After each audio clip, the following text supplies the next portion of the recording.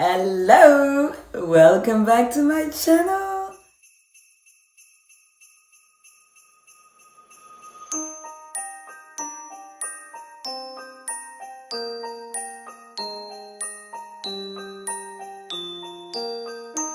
J'espère que tout le monde va bien. Aujourd'hui, case numéro 2 du calendrier de l'après. J'espère que le concept vous plaît. Je suis trop contente de faire ça, c'est très éprouvant alors qu'on est juste à la case numéro 2, mais je le sais, je le sens que ça va être une épreuve, mais je suis trop contente, j'adore cette idée, j'adore ce format. Dans la vidéo d'aujourd'hui, on va parler du greenwashing. Pour commencer, la définition. Le greenwashing, c'est une méthode de marketing consistant à communiquer auprès du public en utilisant l'argument écologique. En français, on pourrait dire l'éco-blanchiment. Vous voyez un peu. Je pense que vous avez déjà des petites idées de qui je vais parler. Je vais parler de 4 grosses industries, grosses marques. Bien évidemment, il y en a des milliers, hein, vous inquiétez pas. Donc, première entreprise, on va parler de H&M. You know, ils ont lancé il y a quelques années une marque conscious, qui veut dire consciente en français. Ligne éco-responsable, par exemple, ils utilisent le matériel Econil, donc c'est du nylon 100% recyclé, ou du coton bio pour une opération marketing qui fonctionne bien. Comme ça, ils valorisent l'engagement environnemental et des actions. Sauf que, lorsqu'on se renseigne un petit peu, tout ce qui est valorisé, alors effectivement, ils utilisent le nylon, ils utilisent le coton bio, ça, il n'y a pas de problème. Par contre, au niveau des actions et des engagements, ils y sont pas du tout. Vous savez, le délire du « un arbre est planté, grâce à nous, tatata », en fait, il se passe rien. C'est de la poudre de perlimpinpin. Le deuxième gros point, c'est qu'ils ont eu la bonne idée de mettre en place la boucle du recyclage. Enfin, mettre en place, c'est pas nouveau, le recyclage, on est bien d'accord. Ils ont mis un système de la boucle est bouclée, venez acheter chez nous, rendez vos habits, vous avez un bon, donc on incite à la consommation. Je sais pas vous ce que vous en pensez, dites-moi si pour vous c'est un argument qui peut donner envie aux personnes d'acheter et de recycler chez H&M parce que derrière ils ont un bon. Pour ma part, je trouve juste que c'est un attrape-nigo, mais bon, c'est mon avis. Au niveau du recyclage, sachez qu'il y a seulement 1% des vêtements qui sont réutilisés, hein. Sinon c'est dans l'industrie automobile ou c'est incinéré. Donc c'est pareil. En fait, c'est pas de la publicité mensongère parce qu'à partir du moment où tu recycles, même 0,2%, c'est bon. Et c'est là où il y a des grosses zones qui sont floues, je vous mettrai un maximum d'articles en barre d'infos, c'est que on n'est jamais très précis, vous voyez, on recycle, ouais mais si tu recycles 1%, c'est un petit peu du foutage de tête, mais c'est vrai, sur le papier, ils recyclent. Donc, il n'y a pas un chiffre qui est donné pour à un moment donné dire, ok, à hauteur de autant, c'est du recyclage. Il faut attester que s'il n'y a pas 50%, j'en sais rien, moi, c'est pas recyclé. Même si, bon, pour la planète, c'est sûr qu'à 1%, c'est mieux que rien. Mais là, 1% qui va dans l'automobile ou brûler. Ensuite, deuxième grosse entreprise, nous avons EDF. Voilà, Électricité de France, vous connaissez. Eux, ils ont fait des grosses campagnes, lutter contre le réchauffement climatique, les éoliennes, vous connaissez déjà. Eh ben, sachez que dans leur budget total de recherche et développement, R&D, 2,1% est parti pour l'écologie. C'est ridicule. Mais encore une fois, c'est pareil. Ils peuvent dire, oui, on œuvre avec notre recherche et développement. 2%, les gars. Sachez que les Amis de la Terre, en 2009, ont décidé de décerner le prix de Pinocchio pour le greenwashing de l'année à EDF. Troisième entreprise. Je sais pas si on dit entreprise, marque, mais bon, vous avez compris. Oceans Apart.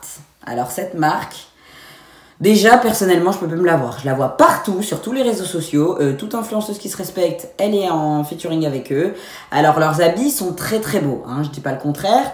Par contre, le prix des sets, je vous le mets à l'écran, c'est un petit peu de l'abus hein, quand on parle d'éthique. Déjà, au niveau du lieu de production, eh ben, il n'est pas indiqué. Vous voyez? Parce qu'à la base, ils ont fait une grande storytelling, donc une histoire de leur marque, à propos du fait que c'est une vibe californienne, c'est une marque allemande. Voilà, c'est bon. Donc déjà là, sortez vos plus gros instruments. Ils l'ont sorti il n'y a pas longtemps, hein, la véritable histoire d'eux, parce que jusqu'à ce que certains les attaquent, on essayait un petit peu d'être en eau trouble. Je vous dis, le but de cette vidéo, c'est du flou total et complet. Littéralement. Quand vous voulez quelque chose de précis, il faut pas aller dans le greenwashing, vraiment. Donc là, ils surfent sur un truc de « Ah, peut-être que tant qu'on nous le demande pas ». Ensuite, ils nous parlent d'une production qui serait végane et respectueuse de l'environnement. Sauf que derrière, quand on veut creuser, savoir où, comment c'est fait, bah non. Parce que du coup, vegan, bah, aucun produit issu des animaux, mais il n'y a aucune trace, comme quoi ça ne l'est pas. Que ce soit au niveau des colorants, des tissus, enfin bref, tout ce que vous voulez. Respectueux de l'environnement, bah non, parce qu'ils expliquaient qu'ils recyclaient alors qu'ils ne recyclent pas. La seule chose qui est véritablement vraie, c'est l'utilisation du coton bio. Mais sachez que le coton bio, pareil, c'est un peu le gros flou qu'on nous a mangé depuis une dizaine d'années, si ce n'est 20. C'est une technique qui est très très gourmande en eau. Voilà, donc au niveau de la planète, bah, c'est pas très écolo. D'un point de vue éthique, sachez que c'est de la fast fashion. Donc fast fashion, comme son nom l'indique, j'allais dire fashion, de la mode rapide. Donc ça fait partie des marques qui ont des collections tous les mois, si ce n'est toutes les semaines. Donc à partir du moment où une marque a genre 12 collections par an, 8 collections par an, c'est de la fast fashion, ok? Parce que du coup, il n'y a pas le côté durable, c'est pas éthique, c'est polluant. Logique quoi, les habits sont pas faits pour durer dans le temps, parce qu'à partir du moment où les habits, vous pouvez les refaire tous les 2 semaines, vous vous doutez bien que pour avoir des vêtements aussi souvent, en général, on met pas un prix de dingue. Donc en général, c'est fait dans des usines soit délocalisées au UK, soit délocalisées en Asie, enfin vous savez déjà quoi. Et le dernier petit truc, c'est qu'en fait, ils ont plusieurs fournisseurs dans le monde. Donc pour une marque qui se dit éthique, donc c'est-à-dire que normalement, t'es proche du client, t'es proche de tes usines, tu sais où c'est fait, t'as la traçabilité, tu te fournis dans plein d'endroits dans le monde. Avant-dernière, si ce n'est le plus gros, McDo. Oh, qu'est-ce que je suis bonne en rime. Wow. Ah là là, je suis trop motivée. Alors, McDonald's, qu'est-ce qu'on peut dire là-dessus? Bon, je pense que vous êtes au courant, depuis 2010, ils ont décidé de mettre leur enseigne verte. Croyez-vous que c'est juste du hasard? Non, et ça fonctionne. Hein. Le but, c'est de nous faire un greenwashing sur une espèce d'écologie, je pense que vous l'avez compris. Donc, on est sur du carton, on n'a plus de paille en plastique, parce que du coup, le plastique, c'est pas bon pour la planète.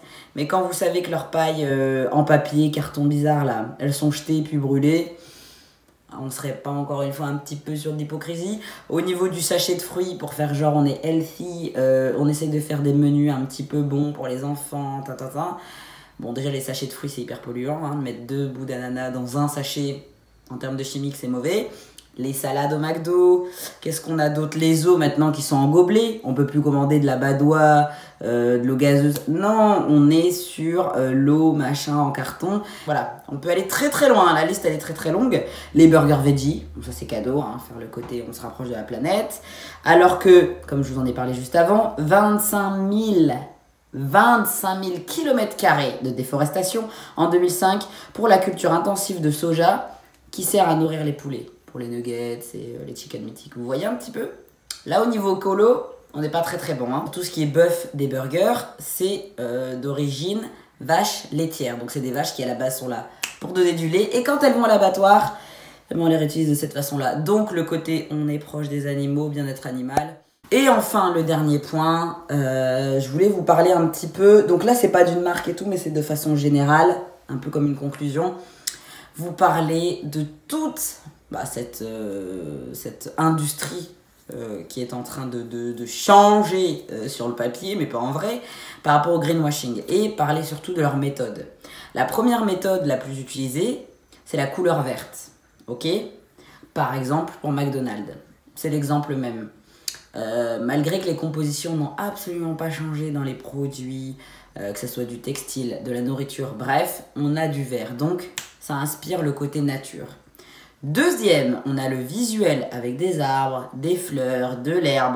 Ça adoucit. Vous voyez le packaging Ajax, par exemple. Ils ont fait un truc toujours aussi chimique pour la lessive, mais ils ont fait un packaging bleu derrière, du vert, des petites fleurs. Et en troisième, on a le champ lexical. Alors là, ça va à gogo. Naturel, extrait nature, vert, origine pure, blablabla, pour tout ce qui est côté sain. Bien sûr, encore une fois, rien n'a changé dans l'intérieur. Bien souvent, vous achetez le truc, vous prenez le packaging, vous dites « Ok, ça me parle » et ils le savent. Sinon, ils ne l'auraient pas fait. Hein. Vous doutez bien qu'il y a un paquet de personnes qui ont étudié la question et ils se sont dit « Il y a de la thune à se faire, ça fonctionne, les gens achètent au packaging, go !» Et la preuve, parce que souvent, on va pas derrière, on va pas chercher les ingrédients, la compo. On se dit « Oh, ça a changé, d'origine naturelle, hop, ça s'arrête là. » On a l'impression de faire un geste, alors que le geste, c'est juste eux qui font ce geste-là dans votre porte-monnaie. Pour résumer tout ça, dans l'idée où vous êtes dans une démarche plus écologique, plus responsable. Chacun fait ce qu'il veut, comme d'habitude. À aucun moment, je m'estime plus éthique que vous. Hein. C'est pas du tout le lieu. Mais en tout cas, si vous voulez être dans cette réelle démarche, vérifiez les ingrédients présents. Je pense que c'est hyper important. Et renseignez-vous sur les réels labels qui existent. Parce qu'il y en a plein. Hein. Par exemple, les labels Ecotex. Ça signifie que c'est européen et que ça n'utilise pas de pesticides ou de produits chimiques, etc. Enfin, il y a plein de choses. Il y a des labels de toute façon qui sont réputés pour être bio ou écolo. En vrac. Enfin, plein de choses que vous pouvez faire. Et si vous voulez vous remémorer peut-être tout ce que je viens de vous dire, écoutez la chanson de Trio qui s'appelle Greenwashing, elle est sortie en 2012. On est sur les mêmes thématiques, vraiment. D'ailleurs, ils citent, c'est nous les Pinocchio du marketing, donc ça me fait extrêmement rire. Si ça vous a plu, n'hésitez pas à commenter, liker, partager, vous savez déjà.